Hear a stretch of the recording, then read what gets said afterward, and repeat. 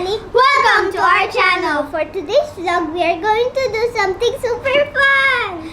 Since uso ngayon ng mga plants, we are going to do some planting. Since it's still quarantine, we are going to do it in our backyard.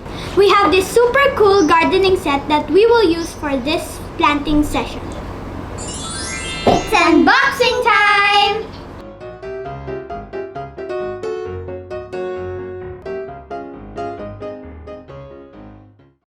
This garden set contains flower pot, rockery, rainbow, mushroom house, umbrella table, chair, watering can, garden tools, bracket, dog, seed packet, soil. Assemble time!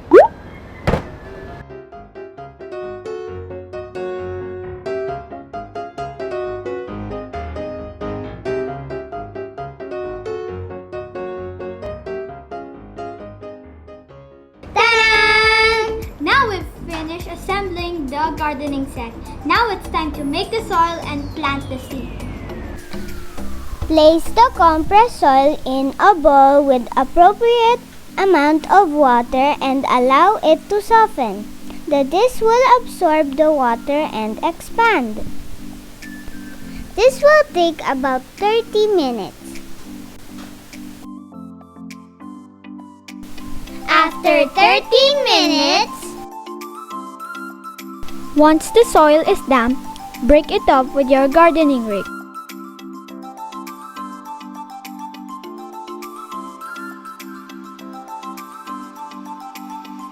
Then scoop soil into the planting areas on the flower pot.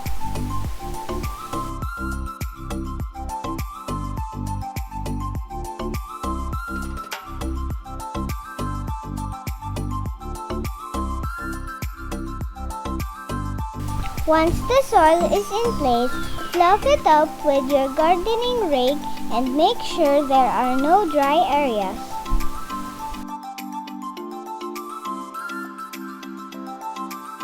Evenly scatter the seeds on all of the soil areas.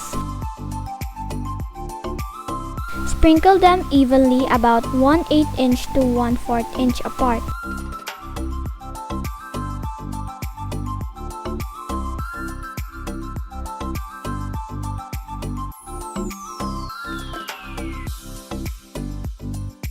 Using your gardening tools, gently press the seeds into the soil.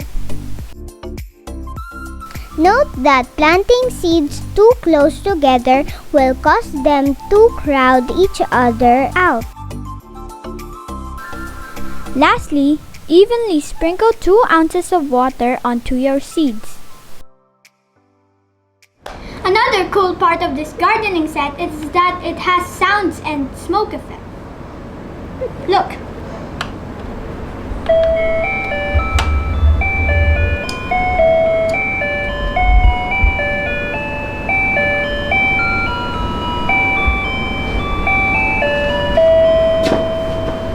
By the way, there are 3 more different designs to choose from.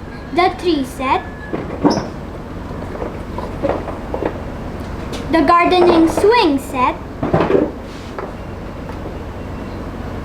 and the gardening pot set. Click the link below if you want to buy these cool gardening sets.